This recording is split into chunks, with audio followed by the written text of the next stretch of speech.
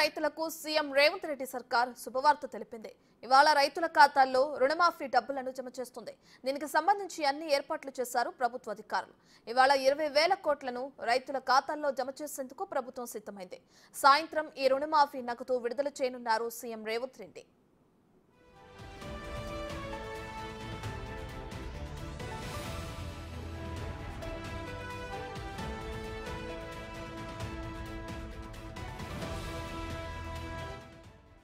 మాఫీ అమలు నేపథ్యంలో సెక్రటేరియట్లో రాష్ట్ర స్థాయి బ్యాంకర్లతో ముఖ్యమంత్రి రేవంత్ రెడ్డి సమావేశం కానున్నారు.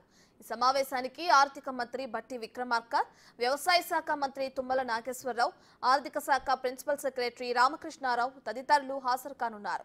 ₹1,00,000 రైతు రుణమాఫీ అమలులో ఎలాంటి జాగ్రత్తలు తీసుకోవాలన్న అంశాలపై బ్యాంకర్లకు సీఎం రేవంత్ రెడ్డి దిశానిర్దేశం చేయనున్నారు.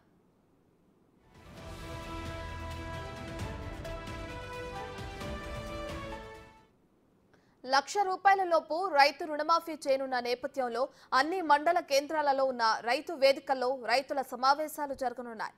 హైదరాబాద్ నుంచి వీడియో కాన్ఫరెన్స్ ద్వారా రైతులను ఉద్దేశించి సీఎం రేవంత్ రెడ్డి సందేశం ఇవ్వనున్నారు.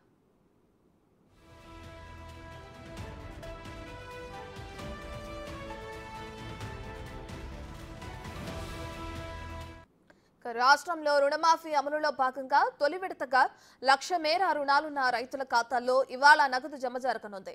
ఇందుకు సంబంధించి రాష్ట్ర వ్యాప్తంగా రైతు వేదికల వద్ద రుణమాఫీ లబ్ధిదారులతో కలిసి సంబరాలు చేయాలని ప్రభుత్వం నిర్ణయించింది.